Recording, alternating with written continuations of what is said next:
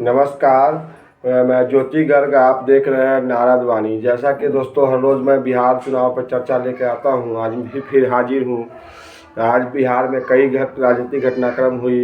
नेता प्रतिपक्ष तेजस्वी यादव ने नीतीश कुमार जी से 7 सवाल पूछे हैं कि हमने 10 लाख नौकरी का वादा किया था, तो हम आपके साथ थे तो 5 लाख नौकरी तो दिए।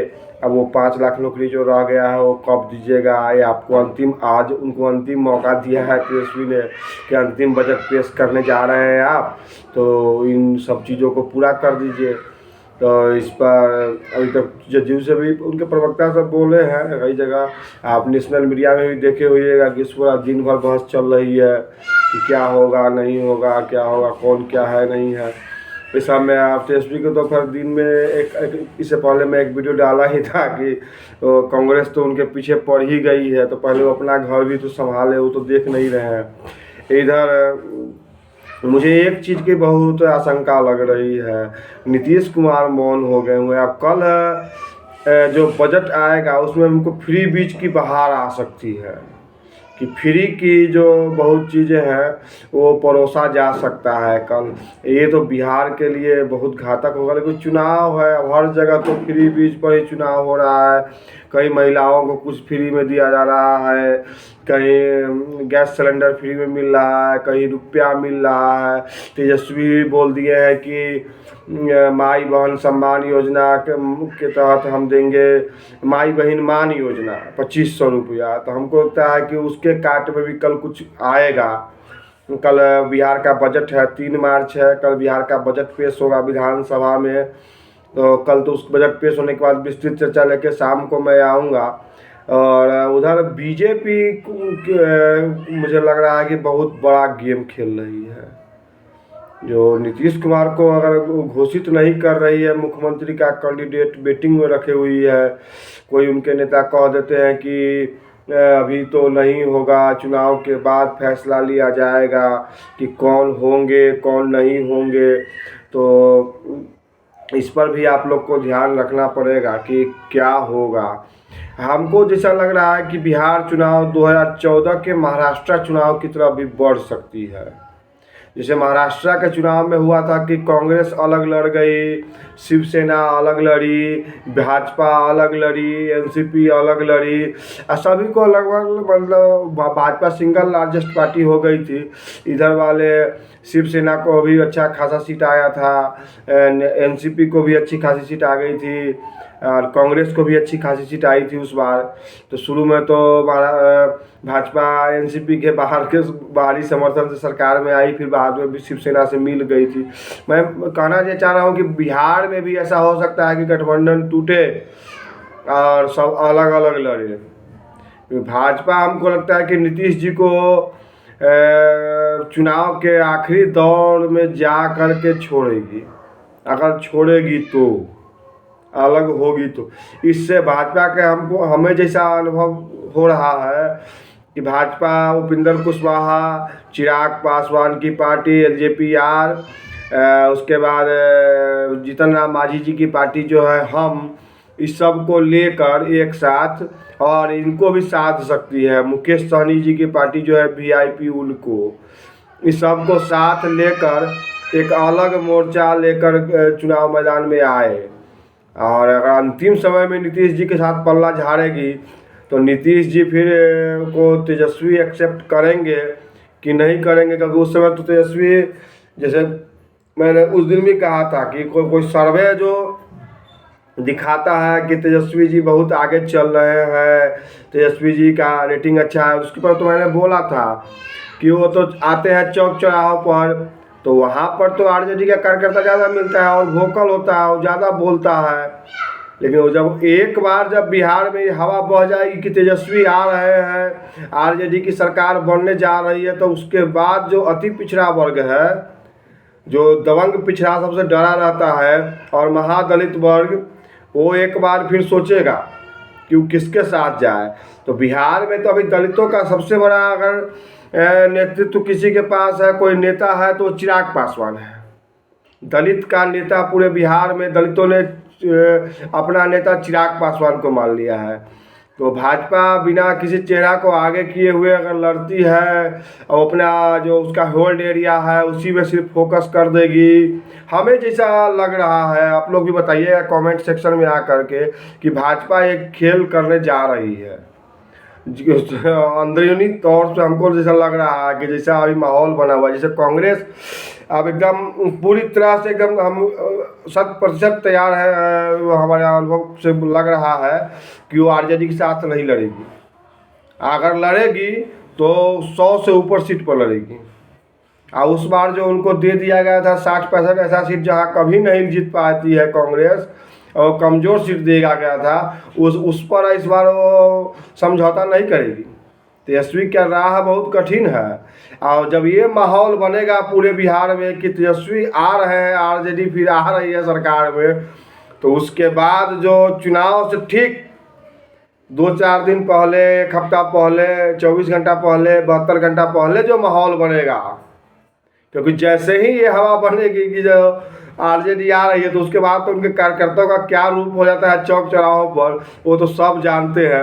उसके बाद वाला माहौल पता चलेगा। और बीजेपी तो हमें लगता है कि पूर्ण रूपेण ये गेम खेल रही है कि हमें लगता है कि नीतीश जी को अंत में जाकर छोड़ेगी।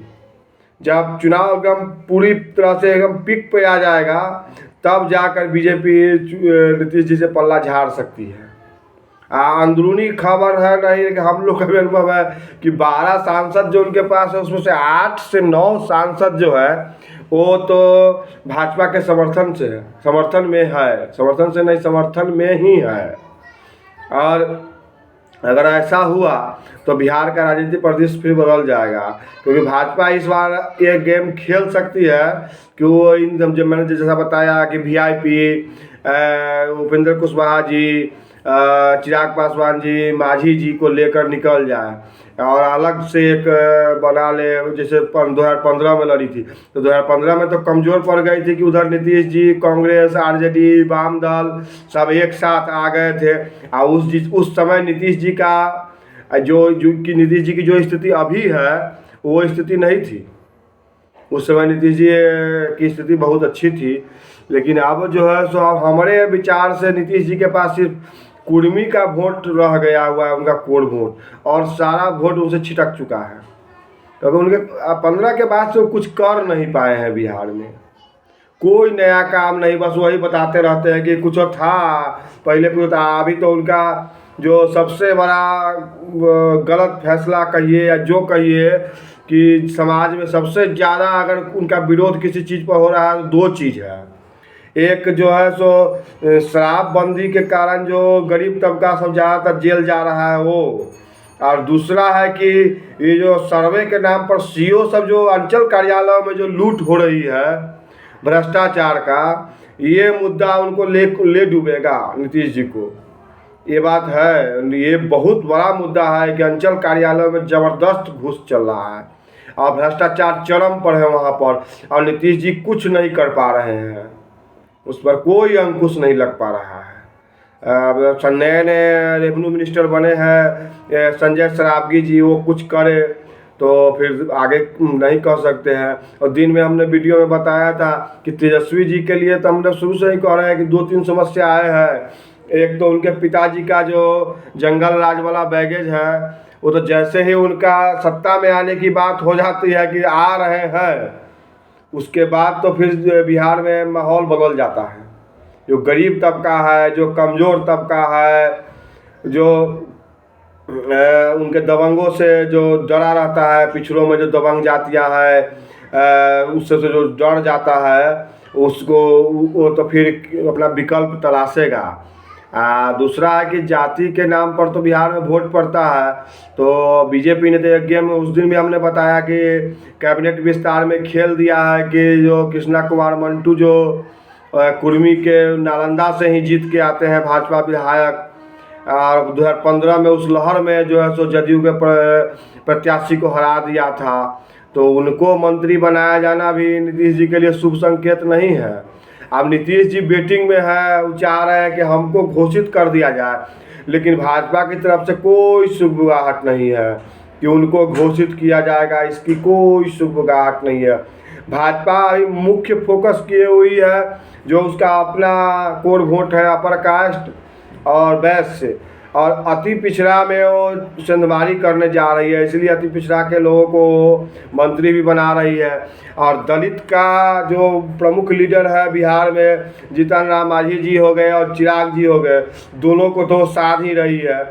तो अगर ऐसा होता है कि अगर कांग्रेस, इसमें एक चीज़ है, आप लोग भी ध्यान दीजिएगा, कमेंट में आकर के अपनी राय दीजिएगा, मैं भी गलत हो सकता हूँ या कोई भी सब तो अपना विश्लेषण कर रहे हैं, हम भी अपना विश्लेषण करके आप लोगों के सामने प्रस्तुत करते हैं कि अगर बीजेपी इस चीज़ का इंतज़ार करेगी, हमें जैसा लग रहा है, जिस उसका पदचाप जो है धीरे धीरे धीरे धीरे धीरे धीरे वो चल रही है।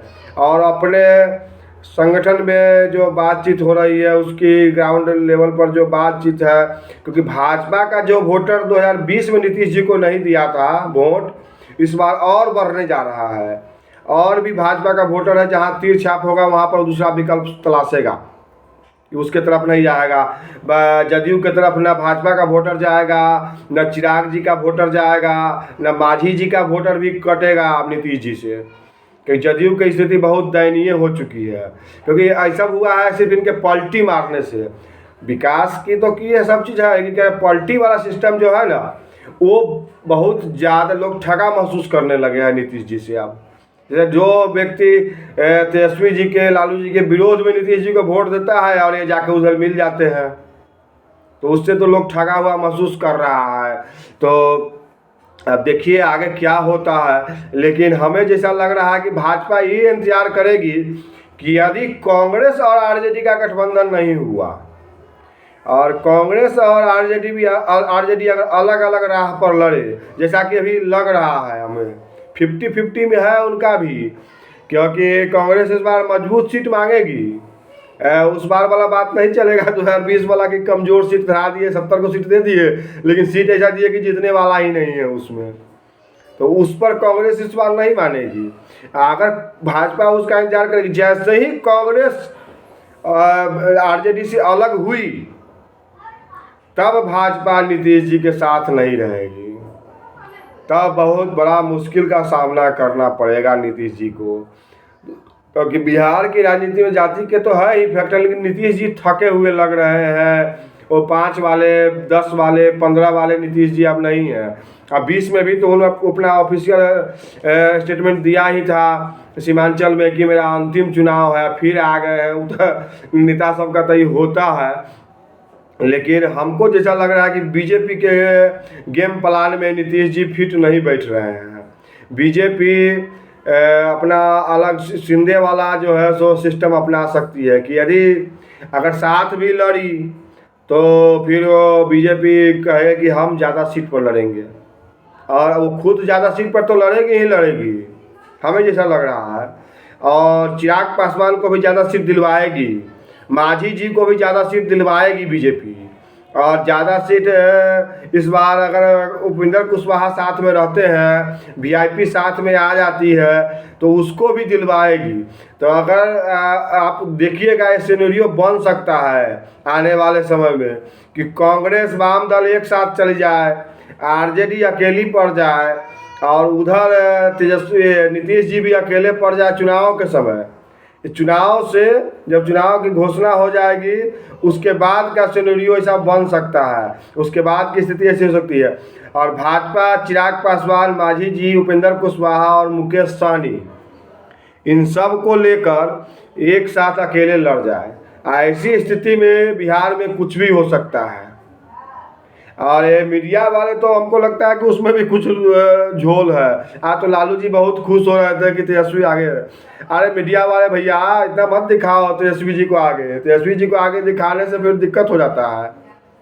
थोड़ा शांति से रखिए उसको, हाँ लेवल में मिला के रखिए, और जैसे ही दिखाइए कि उनका सरकार आ रहा है तब तो फिर बिहार में समस्या हो जाएगी, फिर तो आप कभी वो आ ही नहीं सकते हैं। और एक चीज़ और है कि बिहार में जो एक बार उप मुख्यमंत्री बन जाता है वो मुख्यमंत्री फिर कभी नहीं बन पाता है। आप सुशील मोदी जी के बाद से देख लीजिएगा, सुशील मोदी जी कभी मुख्यमंत्री नहीं बन पाए, उसके बाद तेजस्वी जी तो है ही है, शिवराज चौधरी बने हैं, विजय सिन्हा बने हैं, तारकिशोर प्रसाद बने थे, रेणु कुशवाहा बनी थी। आज रेणु कुशवाहा को कोई जानता भी नहीं है, विधायिका तो है, लेकिन आप कभी देखते हैं मीडिया में उनका नाम या तारकिशोर प्रसाद का कहीं नाम आप सुनते हैं? नहीं सुनते होइएगा। बिहार में एक बार जो उप मुख्यमंत्री बन जाता है तो फिर मुख्यमंत्री बनने की संभावना कम हो जाती है, छीन मतलब कम क्या छीन हो जाती है। इसका तेजस्वी जी के ऊपर एक बैगेज और है कि मनीष कश्यप वाला कांड जो हुआ था, कुछ दिन के लिए आए थे, उप मुख्यमंत्री बने थे, मनीष कश्यप वाला कांड जो है, तो आप किसी भी युवा से पूछिए, और जो उनका कोर वोटर है उसको छोड़ दीजिए, आप किसी भी चाय के दुकान पर चले जाइए, किसी नाई के दुकान पर जाइए, पान के दुकान पर जाइए। तो हमने उस दिन भी कहा था, आज भी कह रहा हूँ, जो हमको जैसा अनुभव होता है, अब आप जो लोग मनीष कश्यप की बात तो करता है सब कि उसके साथ गलत किया था, और उसका प्रभाव कितना आएगा ये तो देखिए आने वाला समय बताएगा। लेकिन एक चीज़ जो सर्वे वाले को मैं बता देता हूँ कि सर्वे पर मैं विश्वसनीयता पर किसी के सवाल नहीं उठाता हूँ, लेकिन ये बिहार है कि अगर वहाँ पर 5-6 होंगे अगर एनडीए के वोटर मान के चलिए समर्थक, और वहाँ पर एक आरजेडी का होगा तो दबंग होता है, उसको आएगा पूछेगा तो वो आरजेडी वाला ही बोलेगा, वो 5-6 तब मुंह बना के अपना सुनता रहेगा और कुछ बोलेगा नहीं। जो बोलेगा उसमें हाँ में हाँ मिला देगा, तो मीडिया वाले को लगता है कि तेजस्वी जी आगे चल रहे हैं और उसका हवा बना देते हैं। हवा जैसे ही बनता है तो और घातक हो जाता है तेजस्वी जी के लिए। ऐसा हवा मत बनवाइए तेजस्वी जी। दूसरा है कि जो जनता में आज एक बात का और बहुत ज़्यादा चर्चा चल रही है, खासकर हिंदुओं में, कि जो लालू यादव जी कह रहे थे कि कुंभ आलतू फालतू है, आज तेजस्वी के परिवार के हर एक आदमी, एक तेजस्वी जी नहीं, और जितने भी विपक्षी हैं और सबने रमजान मुबारक कहा, लेकिन कोई कुंभ पर, जो लोग कुंभ पर सवाल उठा रहे थे वो सब रमजान मुबारक दे रहे थे। तो भैया होली भी आने वाला है, अब होली पर विशेष ज्ञान मत दे दीजिएगा सब लोग कि पानी की बर्बादी होती है या ये होती है, तो वो और माहौल ख़राब कर देगा। तो इस सब से बचिए। अब देखिए आगे क्या होता है। तो आज की नारद वाणी यहीं पर समाप्त होती है। नमस्कार। इस चैनल को सब्सक्राइब कीजिए, लाइक कीजिए और कमेंट में आकर बताइएगा जो मैं नया क्या विचार ला सकता हूँ, नए किसी टॉपिक पर कुछ बोलने का, तो मैं उस पर वीडियो बनाऊँगा। अभी के लिए धन्यवाद। नमस्कार।